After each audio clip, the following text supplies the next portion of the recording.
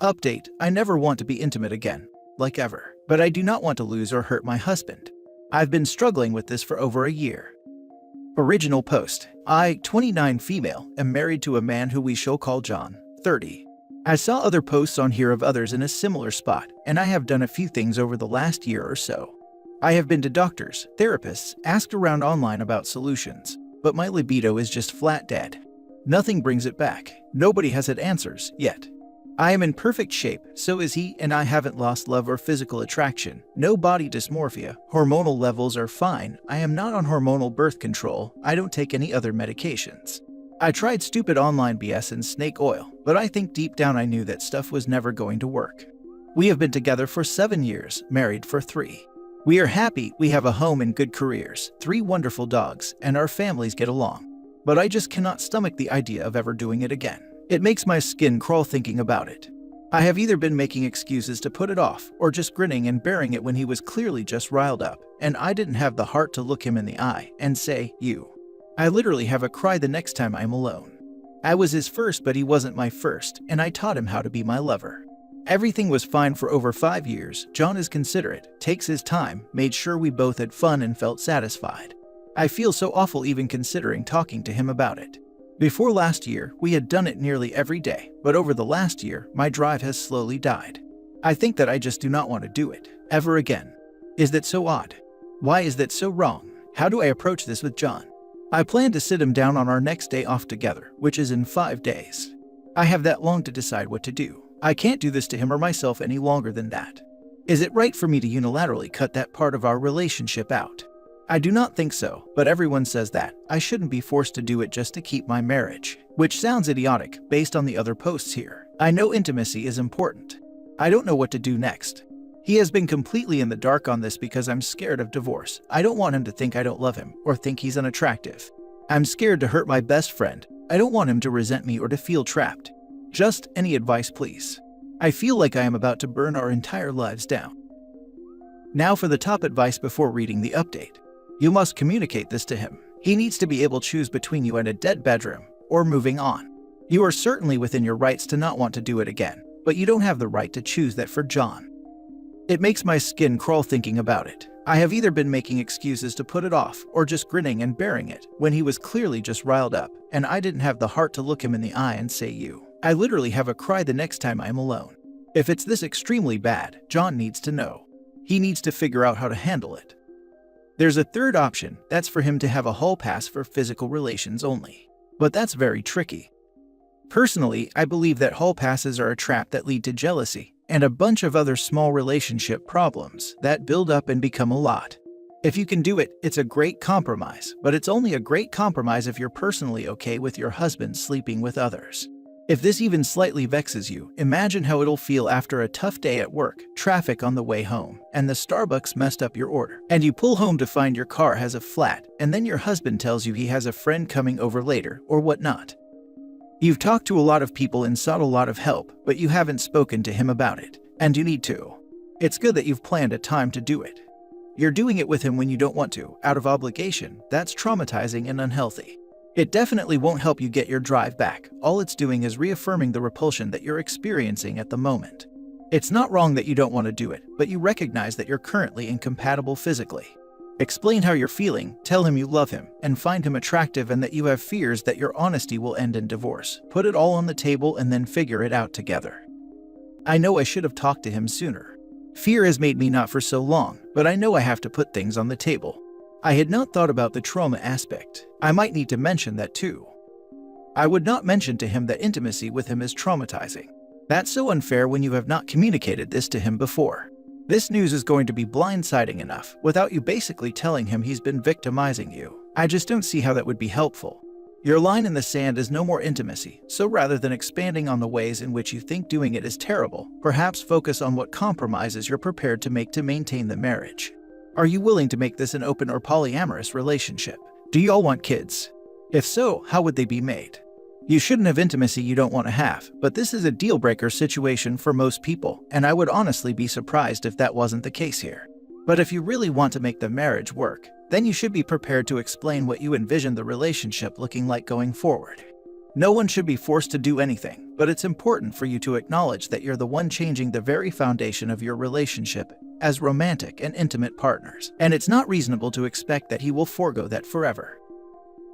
And now for the update. I decided to talk to him sooner rather than later and took a few days off from work to sort this out. I think he might have left me over the line to him for a year apart. I am mostly just venting, but if you have thoughts, by all means. I do not think there is anything I can do alone to fix this. John was not angry at first, but made it clear that he would not support being in a dead bedroom marriage. He was also a bit annoyed that I asked if he would be okay sleeping with others. He is one of those super honest and holds to his values quite strongly, which is one of the many things I respect about him. There was a lot of emotions. He walked around the neighborhood a few times, would come back in and ask questions, then leave again. He goes on walks to clear his head, so this is not strange. He was angry after I told him how long I had kept this to myself, and to be clear, he asked for a timeline. I told him about the doctors, snake oil, and the therapy. I knew he was going to be mad, but John was red and absolutely freaking silent. I've only seen him genuinely mad once before, and it quite literally paralyzed me to have him look at me that way. John has never and will never hurt me, but he never made me feel small or vulnerable. His size always made me feel safe, but in that moment, I felt different. He just walked away, got his laptop bag and said he was going to a friend's house. I have a feeling I know which one, but I did not have a chance to ask. I have not heard back from him since he left 2 days ago. I called and texted, but he didn't answer me directly. Instead, I got a call from his older sister. She asked me to just leave him be and let him work stuff out for the moment. At least I know he's somewhere safe. Then she asked me what I did to upset him so much, and I foolishly told her the truth. That went just swell. I completely needed my butt chewed, because that can only help, right? Sarcasm, in case that's not obvious.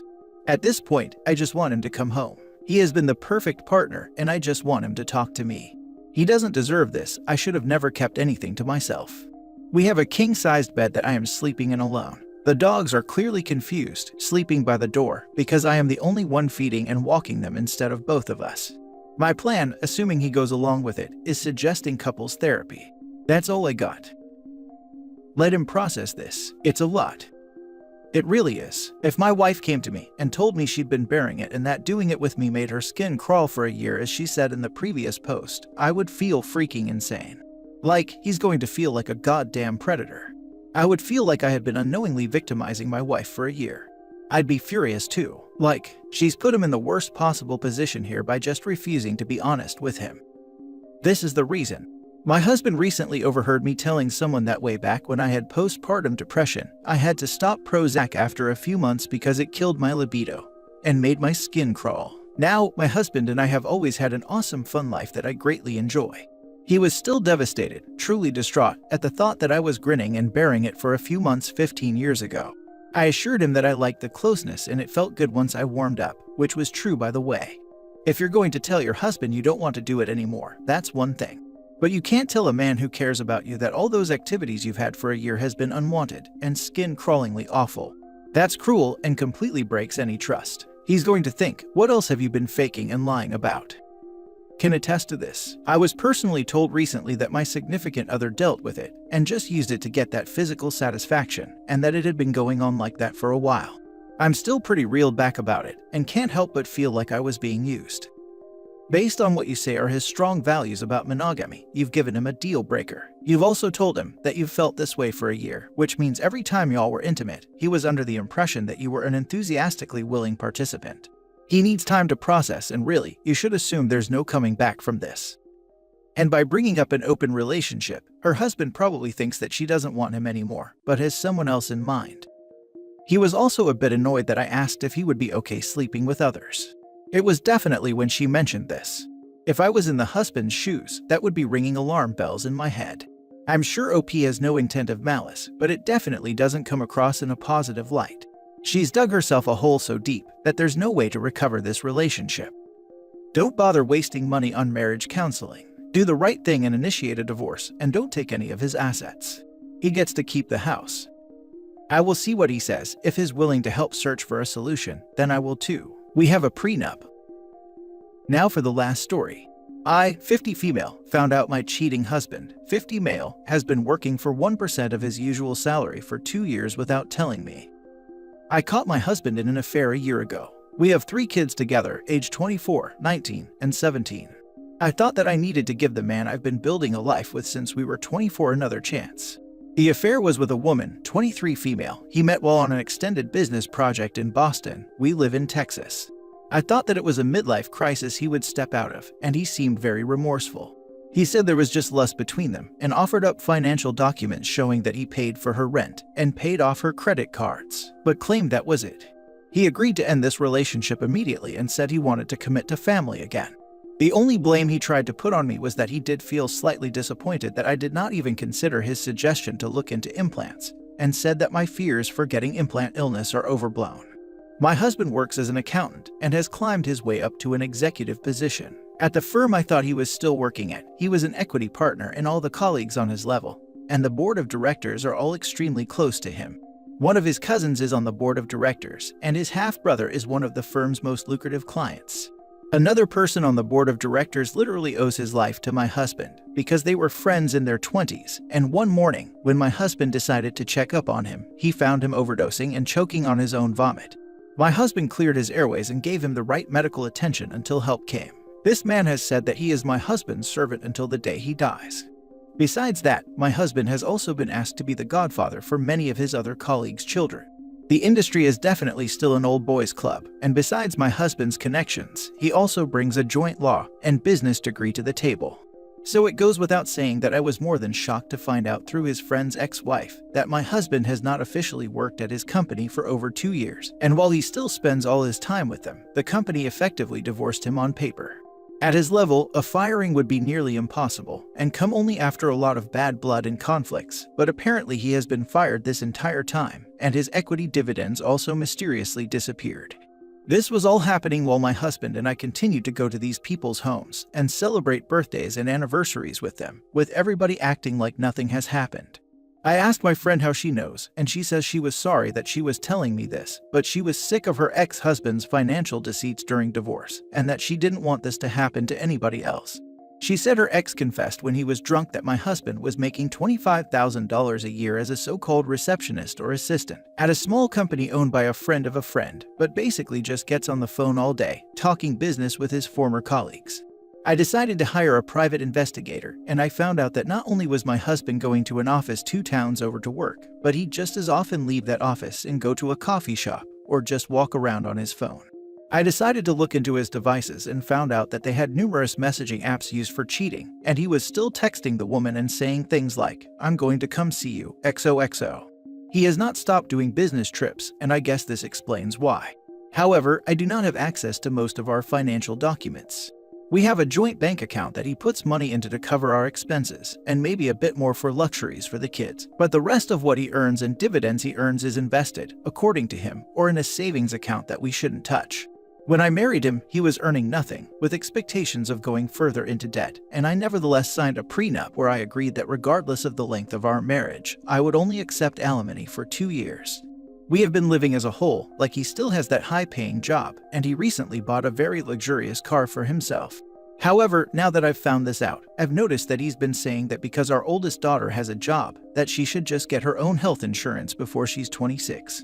He also told our youngest daughter that she should take out student loans, because it is good to have a skin in the game, and it's been causing my daughter to ask what was going on with her father and his ever-changing philosophies. What do I do? I am scared to confront him fully because I am honestly rather scared of the fact that I no longer know the man I'm married to. But I made the mistake of saying last night that I felt like he still had feelings for the other woman, and he got very angry and defensive and said that he thought I was over this. Now for the top advice. He has been planning this divorce for 2 years. Once your youngest is in college, he will serve you. He is fired on paper, so he doesn't have to pay you much alimony. Yep, he split from the firm because her lawyer could ask to audit their business. It's all for show. That's a hard no. A lawyer in a divorce does not get to go audit an entire business. He split from the firm, so he won't get hamstring paying alimony and any potential child support while the kiddos are in college. If you are a partner, you can. Do you have a job? It sounds like he's spending down your joint assets, so there will be less to split when he serves you with divorce papers. Talk to a lawyer. Talk to several. You'll probably find he's been to a lot of them. I'm so sorry. He's probably just waiting until your youngest is 18 to file so there's no child support. That was my first thought. He got fired on paper so that his income would only be 20 to 30 grand, and he's spending all of this savings so that there isn't anything for you to get, but he's still working for them in consulting. They're either not paying him or paying him in some under-the-table way, like stocks, or a friend is putting it into savings for him, both of which will be hard to find, but not impossible. There's a 100% chance that they're just going to bring him back in once everything is done, which would just change the child support and potential alimony payout, so not sure why he's going to all of that trouble. She's going to want a divorce attorney as well as an accountant, obviously unrelated to that firm, to dig into tax records of the last 2 years and see just what kind of shenanigans he's been up to. Depending on what the divorce and accountant dig up, reporting his firm for unethical practices may also be necessary. Sounds like he's smart, but smart people make mistakes too. He's been planning this divorce since his affair, and I would recommend that you get on the same page.